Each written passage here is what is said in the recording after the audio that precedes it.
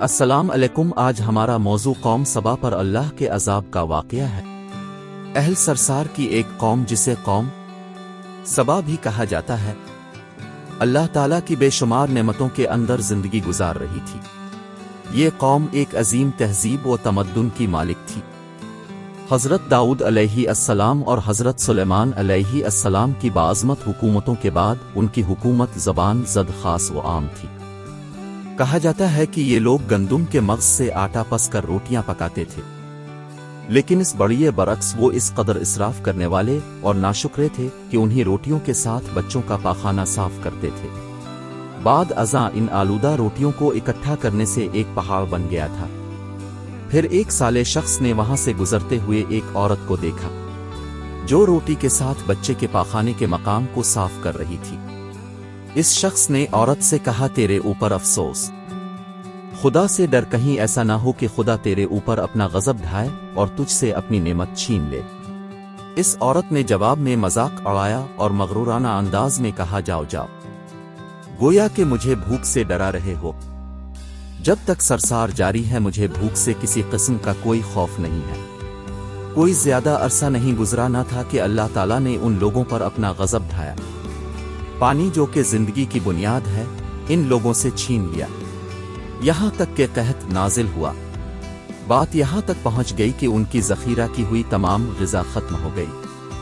آخر کار وہ مجبور ہو گئے کہ انہیں آلودہ روٹیوں پر ٹوٹ پڑے جو ان لوگوں نے اکٹھی کر کے پہاڑ کے مانند ڈھیر لگایا ہوا تھا، بلکہ وہاں سے روٹی لینے کے لیے صف لگتی تاکہ ہر کوئی وہاں سے اپنے حصے کی روٹی لے سکے۔ کفران نعمت، قحط اور ان کی بدحالی کے بارے میں متعدد روایات موجود ہیں۔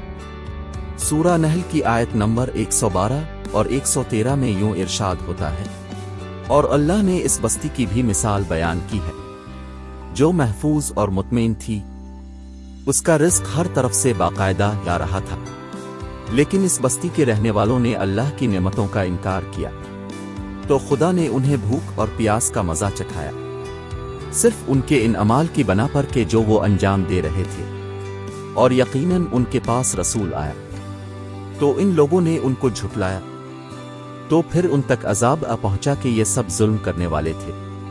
اسی قوم سبا کے بارے میں ایک اور واقعہ بیان ہوتا ہے کہ ان لوگوں نے اپنی زراعت کو بہتر طور پر کاشت کرنے کے لیے پانی ذخیرہ کرنے کی خاطر بلک کے دو پہاڑوں کے درمیان ایک بہت بڑا بند معرب تعمیر کیا ہوا تھا۔ سوراخ اور دوسرے پہاڑوں سے گزرا ہوا پانی اس بند میں یا کر وافر مقدار میں جمع ہو جاتا تھا۔ قوم سبا نے اس پانی سے صحیح طور پر استفادہ کرتے ہوئے وسیع و عریض اور بہت سے خوبصورت باغات لگائے اور کھیتی باڑی کو رونق بخشی۔ ان باغات کے درختوں کی شاخیں اس قدر پھلوں سے لدی ہوئی ہوتی تھیں کہ کہتے ہیں کہ اگر کوئی شخص سر پر ٹوکری رکھ کر ان کے نیچے سے گزرتا تو پھل خود بخود ٹوکری میں گرنا شروع ہو جاتے اور قلیل مدت میں ٹوکری تازہ پھلوں سے بھر جاتی۔ لیکن نعمتوں کی کثرت نے انہیں شکر کرنے کے بجائے سرمست اور غافل کر دیا تھا، یہاں تک کہ ان کے درمیان بہت بڑا طبقاتی نظام وجود میں آ چکا تھا۔ ان میں سے صاحب اقتدار لوگوں نے کمزوروں اور ضعیفوں کا خون چوسنا شروع کر رکھا تھا، یہاں تک کہ ان لوگوں نے خدا سے ایک احمقانہ التماس کیا جس کا ذکر سورہ سبا کی آیت نمبر 19 میں ملتا ہے۔ انہوں نے کہا، خدایا ہمارے سفروں کے درمیان فاصلہ زیادہ کر دے۔ انہوں نے اللہ تعالیٰ سے یہ التماس اس لیے کیا تاکہ غریبوں بے نوا لوگوں، عمرہ اور ثروت مند ان کے ہمراہ سفر نہ کرے۔ ان کی خواہش یہ تھی کہ آبادیوں کے درمیان خشکی ہو اور فاصلہ بہت زیادہ ہو تاکہ تہی دست اور کم آمدنی والے لوگ ان کی طرح سفر نہ کر سکیں۔ اللہ تعالیٰ نے ان مغرور پیٹ کے پجاریوں پر اپنا غضب نازل کیا۔ بعض روایتوں کے مطابق ان مغرور لوگوں کی آنکھوں سے دور صحرائی چوہوں نے معرب نامی بند کی دیواروں پر حملہ کر کے انہیں اندر سے کھوکھلا کر دیا۔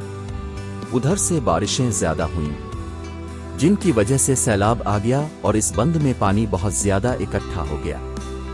اچانک بند کی دیواریں ٹوٹیں، اس سے ایک بہت بڑا سیلاب آیا جس میں تمام دیہات، آبادیاں، مال مویشی و باغات، کھیتیاں، ان کے محل اور گھر پانی میں غرق ہو کر نابود ہو گئے۔